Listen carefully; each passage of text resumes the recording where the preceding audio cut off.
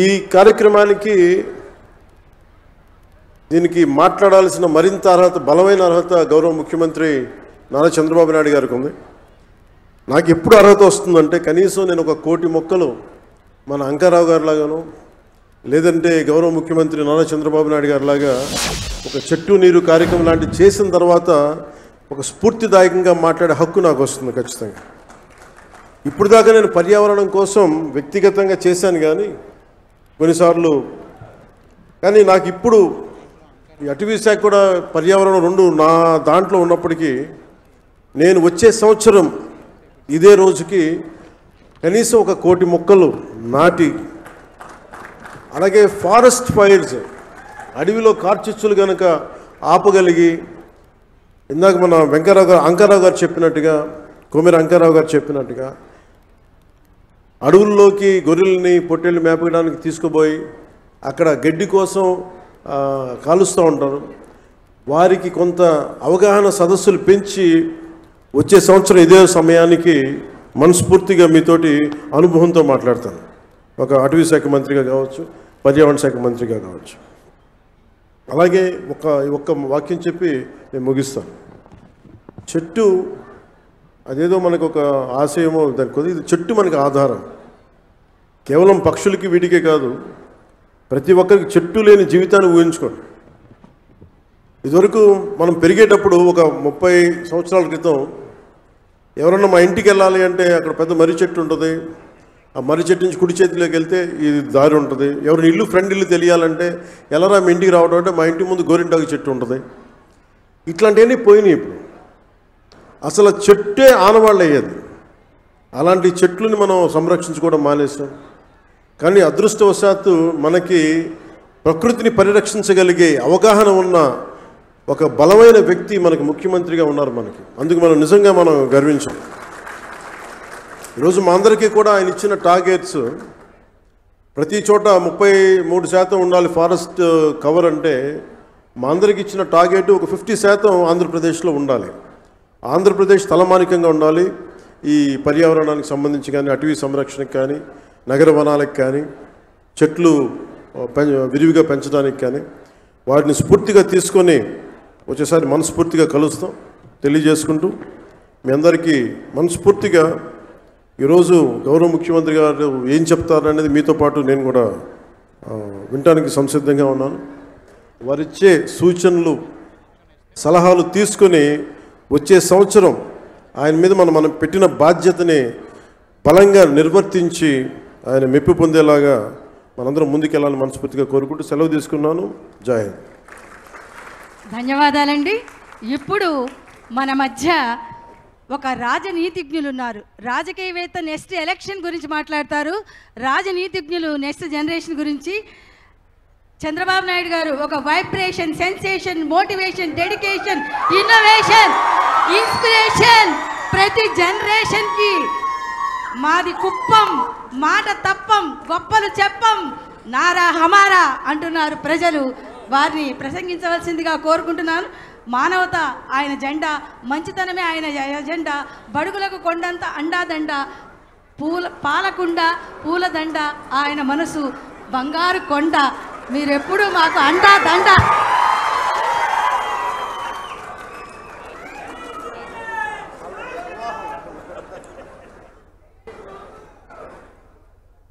ఉప ముఖ్యమంత్రి, అటవీ శాఖ, పర్యావరణ శాఖ, అదే మరి పంచాయతీ రాజ్ శాఖ మంత్రివర్యులు, అదే మరిగా ఒక మంచి మిత్రుడు శ్రీ పవన్ కళ్యాణ్ గారు, సహచర మంత్రివర్గ సభ్యులు, వేదికపై ఎటిఆర్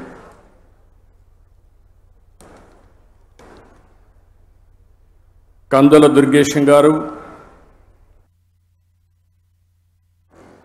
గౌరవ శాసనసభ్యులు Tenali Shravan Kumar garu, chairman pollution control board Krishnaiah garu, Amaravati development corporation chairman Lakshmi Parthasarathi garu, special CS అటవీ శాఖ Anantharamu garu, principal chief conservator of forest Ajay Kumar garu, ఇప్పుడే మీరు చూస్తున్నారు, మొన్నటి వరకు మనం రామయ్య గారిని చూసాం, మొన్నే ఆయన చనిపోయాడు.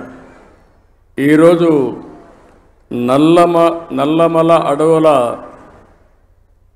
పరిరక్షణ కోసం జీవితాన్ని అంకితం చేసినటువంటి అంకారావు గారు మనస్ఫూర్తిగా మనందరికీ ఒక స్ఫూర్తి. అలాంటి వ్యక్తి ఇక్కడ ఉన్నాడు.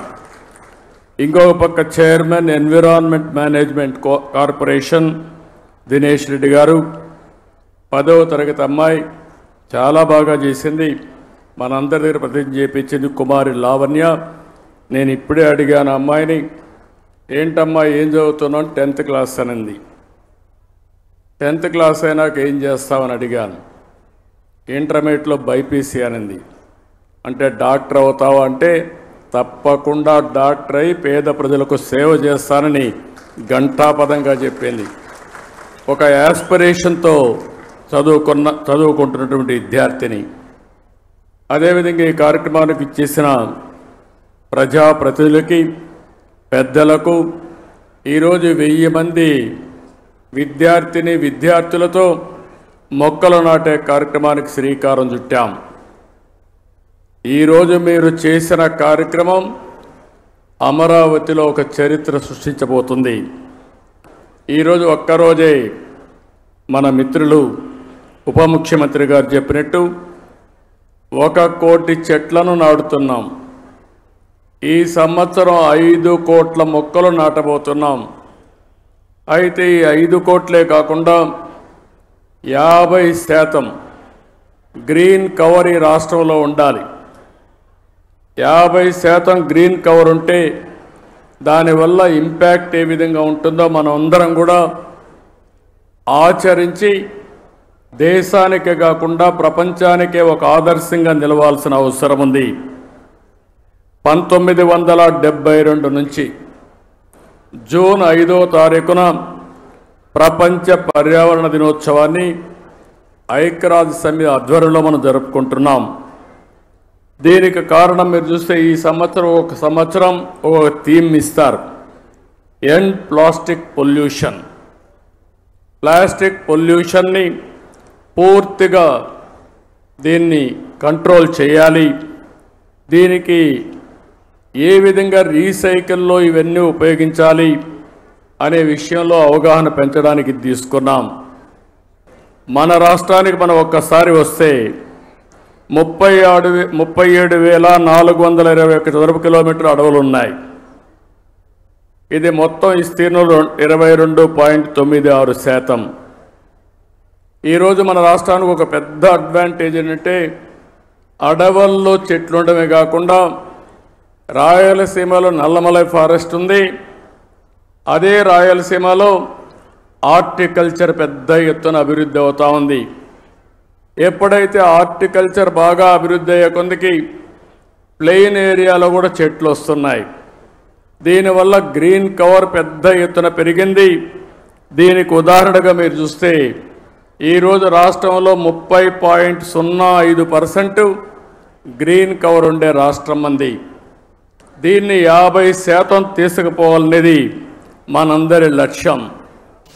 ఒకప్పుడు నేను 2 ఏళ్ళు 3 ఏళ్ళు చెట్లు కూడా ఉండేటివి, పెద్ద చెట్లు నాటేవాళ్ళం. ఒకప్పుడు కాంగ్రెస్ పరిపాలనలో మీరు ఒకసారి చూస్తే చెట్లు నాటడం అంటే వాళ్ళకి అవగాహన ఉండేది కాదు. పోతానే చెట్టు ఎక్కడుందో కనపడేది కాదు. తర్వాత ఇటీవల గవర్నమెంట్ వచ్చింది, వాళ్ళకి చెట్లు అంటే తెలియని గవర్నమెంట్ అది. చెట్టు వల్ల ఉపయోగం తెలియదు, చెట్లు నరకడం తప్ప చెట్లు పెట్టనే గవర్నమెంట్ అది. ఆ రోజు మనం అందరం మాట్లాడుకున్నాం, ఎక్కడన్నా ముఖ్యమంత్రి హెలికాప్టర్లో పోతా ఉంటే కింద నుండే చెట్లన్నీ ఎగిరిపోతాయి. ఈరోజు నేను వస్తున్నా, మా ఉప ముఖ్యమంత్రి వస్తున్నాడు, ఎక్కడైనా ఒక్క చెట్టు నరుకుతున్నామా తమ్ముళ్ళు చెల్లెమ్మలు మీరే చెప్పమని మిమ్మల్ని అందరిని అడుగుతున్నా. చెట్లు పెంచడం బాధ్యత, చెట్లు నరకడం దుర్మార్గం. కొన్ని దేశాల్లో అయితే శాశ్వతంగా జైల్లో పెడతారు చెట్లు నరికితే. చెట్టు నరకాలంటే కూడా ప్రభుత్వ పర్మిషన్ ఇస్తే తప్ప చెట్టు నరకడానికి వీలు లేదు. చెట్టు నరికితే మనిషిని చంపినటువంటి నేరంగా చిత్రీకరించి వాళ్ళపైన యాక్షన్ తీసుకునే పరిస్థితి వస్తుంది.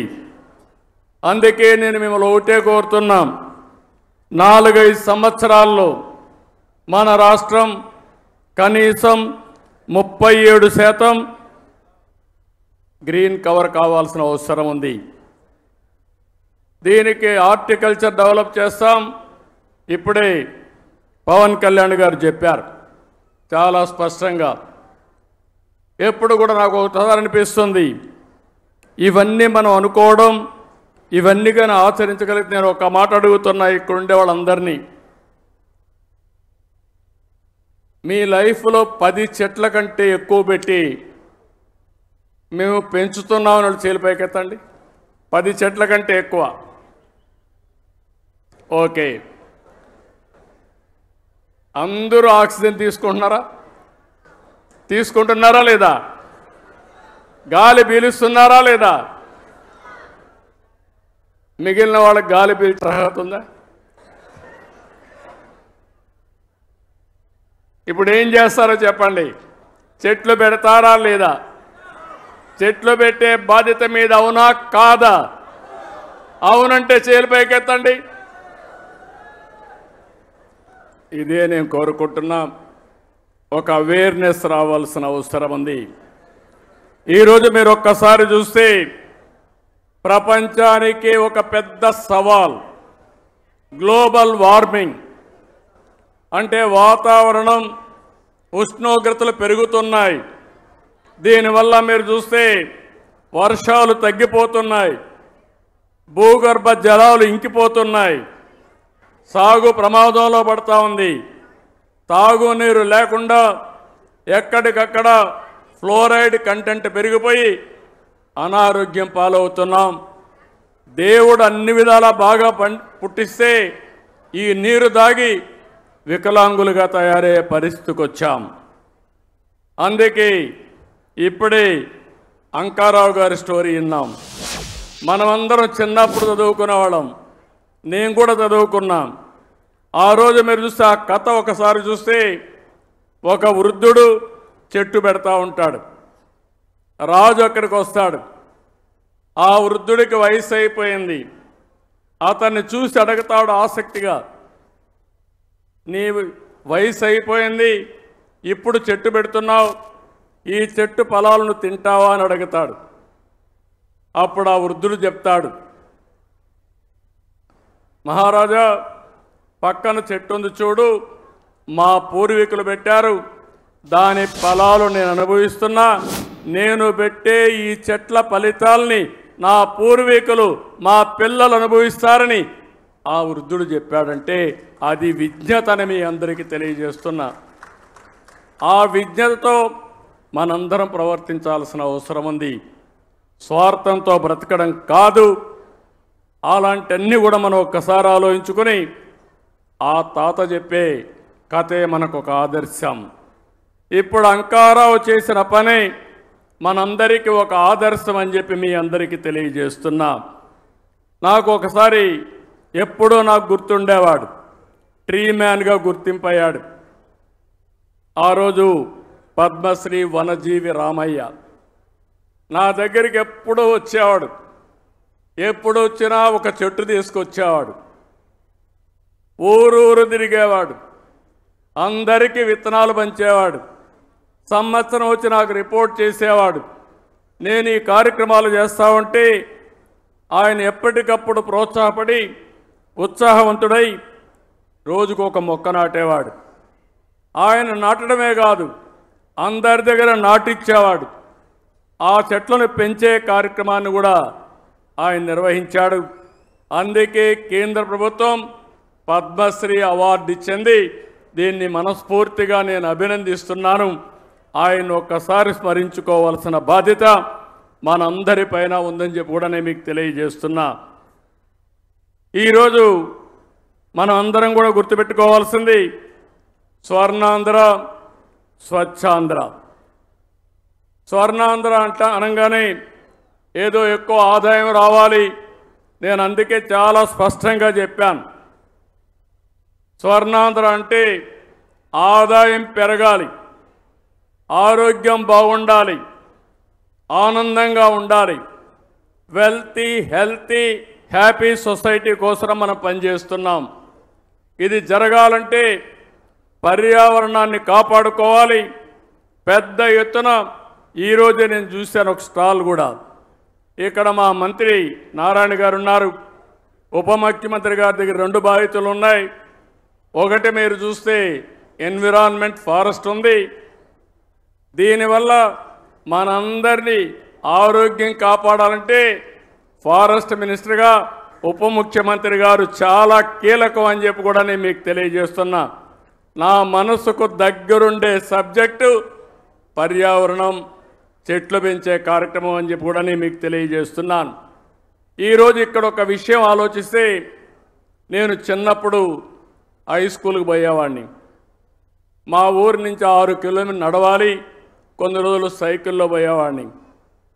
మా ఊర్లో ఒక ఆయన సోషల్ యాక్టివిస్ట్ ఉండేవాడు, కేశవయ్య నాయుడు గారిని. ఆయన పని ఎక్కడన్నా అడవుల్లోకి మేకలు వచ్చినా, అటవీ సంపద ఎవరన్నా కొట్టేస్తా ఉన్నా పిటిషన్లు పెట్టి యాక్షన్ తీసుకునే కార్యక్రమం చేసేవాడు. ఆ రోజు ఒకరోజు మేము వెళ్తూ ఉంటే మమ్మల్ని అందరినీ పిలిచి ఇది కాపాడాలి, మీ సహకారం కావాలని చెప్పి మా దగ్గర ఫారెస్ట్ ఆఫీసర్లకు ఫోన్లు చేపించాడు, మా దగ్గర లెటర్లు పెట్టించాడు. దానివల్ల ఫారెస్ట్ ఆఫీసర్లు వచ్చి ఇమీడియట్గా యాక్షన్ తీసుకునేవాళ్ళు. అంటే ఒక పర్యావరణాన్ని కాపాడడం కోసం విద్యార్థుల్లో స్ఫూర్తి నింపిన వ్యక్తి కేశవయ్య నాయుడు. అలాంటి వ్యక్తి ఇప్పుడు కూడా నాకు జ్ఞాపకం ఉంటాడని చెప్పి మీ అందరికీ తెలియజేస్తున్నా. మీలో కూడా గుర్తుపెట్టుకోవాలి, పిల్లలు బాగా చదువుతున్నారు, నాలెడ్జ్తో ముందుకు పోతున్నారు. భవిష్యత్ అంటే ఒక చదివే కాదు, నాలెడ్జే కాదు, మనం అన్ని రంగాల్లో అభివృద్ధి కావాల్సిన అవసరం ఉంది. ఈరోజు ప్లాస్టిక్ ఉంది, చాలా ప్రమాదకరం. నిన్నే మా కృష్ణయ్య గారు ఒక ఆర్టికల్ రాశాడు, చూశాను. అడవుల్లో ఉండే ఏనుగులు కూడా ప్లాస్టిక్ తిని చనిపోతే దాన్ని పోస్ట్ మార్టం చేస్తే కొన్ని కేజీలు ప్లాస్టిక్ పేరుకుపోయింది. అంటే ఎంత ప్రమాదం మీరు ఆలోచించండి. ఈరోజు మనం తినే తిండి కూడా ప్లాస్టిక్ అంతా ఉపయోగించిన తిండి మనం తింటున్నాం. మన పొలాలకేసి అవి అదే విధంగా తయారయ్యే పరిస్థితి వచ్చింది. మన పశువులు కూడా ఈ ప్లాస్టిక్ ఇవన్నీ తిని ఆ పాలు మనం తాగుతున్నామంటే ఎంత వాతావరణాన్ని కాలుష్యం చేస్తున్నామో మనం గుర్తుపెట్టుకోవాల్సిన అవసరం ఉంది. అందుకే ఈ ప్రభుత్వం స్పష్టంగా స్వచ్ఛ ఆంధ్రప్రదేశ్ 3వ శనివారం నిర్వహిస్తున్నాం. నేను ఒకటే మీకు హామీ ఇస్తున్నా, రాష్ట్రంలో ఎక్కడ కూడా చెత్త కాదు, చెత్త నుంచి సంపద సృష్టించే అవకాశం మనకుందని చెప్పి కూడా నిరూపిస్తామని మరొక్కసారి మీ అందరికీ విజ్ఞప్తి చేస్తున్నాను. అందుకే ఈరోజు చూస్తే గుంటూరులో మీరు చూస్తున్నారు, చెత్త నుంచి ఎనర్జీ కరెంట్ ఉత్పత్తి చేసే ప్లాంట్ పెట్టాం, విశాఖపట్నంలో పెట్టాం. ఇప్పటికీ అన్ని ప్లాంట్స్ పెట్టి కంప్లీట్ చేసేవాళ్ళం. కానీ గడిచిన ప్రభుత్వం దీనిపైన కూడా సీత కన్నేశారు. దీనివల్ల ఇబ్బంది పడ్డాం. ఈరోజు నేను ఒకటే హామీ ఇస్తున్నాను, రాబోయే 3 సంవత్సరాల్లో ఇంకా ఒక 3 వేస్ట్ టు ఎనర్జీ ప్లాంట్స్ వస్తాయి. పట్టణ ప్రాంతాల్లో 90% చెత్తంతా తీసి, పొడి చెత్త తీసి ఎనర్జీగా చేసే పరిస్థితి వస్తుంది. రెండోది, గ్రామీణ ప్రాంతాల్లో మిమ్మల్ని అందరినీ ఒకటే కోరుతున్నాను, ఏదైతే ఇంత మునిపి వేస్ట్ కాంపోస్ట్ కింద కొన్ని సెంటర్లు పెట్టాం. ఇక్కడి నుంచి ప్రతి ఒక్క ఇంటి దగ్గర చెత్త కలెక్ట్ చేయాల్సిన అవసరం ఉంది. అందులో నుంచి ప్రోడక్ట్స్ అన్నీ సెగ్రిగేట్ చేయాలి.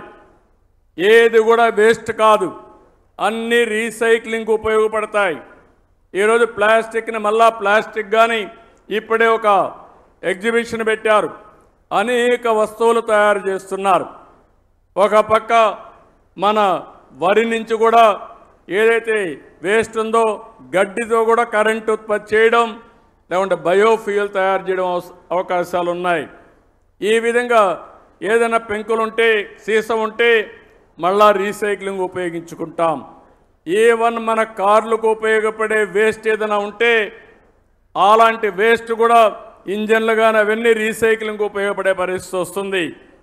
దీన్నే సర్క్యులర్ ఎకానమీ అని పిలుస్తున్నాం. రాబోయే 1 సంవత్సరంలో ఇవన్నీ కూడా డెమాన్స్ట్రేట్ చేసి ఆంధ్రప్రదేశ్ రాష్ట్రంలో ఏది వేస్ట్ కాదు, వేస్ట్ నుంచి సంపద సృష్టించే మార్గానికి అవసరమైన ఇన్సెంటివ్స్ ఇచ్చే బాధ్యత ఈ ప్రభుత్వాన్ని అని చెప్పి మరొక్కసారి మీ అందరికీ తెలియజేస్తున్నా. ఎందుకు నేను ఈ మాట వాడుతున్నానంటే ఇది ఎవ్వరికీ అనుకుంటూనే ఉన్నాం, శ్రద్ధ పెట్టడం లేదు, ప్రభుత్వాలు పాలసీలు తేవడం లేదు, మీరు కూడా పట్టించుకోకుండా మన అనారోగ్యానికి మనమే కారణం అవుతున్నాం. ఈరోజు ఈ యొక్క రీసైక్లింగ్ సర్క్యులర్ ఎకానమీకి ఇప్పటికే 87 మున్సిపాలిటీల్లో 157 ఆర్ఆర్ సెంటర్లు కూడా ఏర్పాటు చేశాం. ఇదే కార్యక్రమానికి రాబోయే రోజుల్లో 17 కార్పొరేషన్లు వచ్చే జూలై 5 నాటికి, ఇప్పటికైతే అక్టోబర్ 2కు 17 కార్పొరేషన్లు వస్తున్నాయి. వచ్చే ఏడాది జూన్ 5కి మొత్తం రాష్ట్రాన్ని సింగిల్ యూజ్డ్ ప్లాస్టిక్ రహితంగా మారుస్తాం. ఇలాంటి కార్యక్రమాలతో ముందుకు పోతున్నాం. ఇంకోటి కూడా మీ అందరికీ విజ్ఞప్తి చేస్తున్నాం. ఈరోజు మనందరం కూడా ఒక ఆలోచన చేయాలి. ఇంట్లో పొడి చెత్త వస్తుంది, తడి చెత్త వస్తుంది. పొడి చెత్త మీరంతా కూడా వేరు చేసి అవసరమైతే తడి చెత్తని మీ ఇంట్లోనే కాంపోస్ట్గా తయారు చేసుకుని మీరు రూఫ్ టాప్ గార్డెన్ కానీ ఇంట్లో కిచెన్ గార్డెన్ కానీ ఇవన్నీ పెట్టుకొని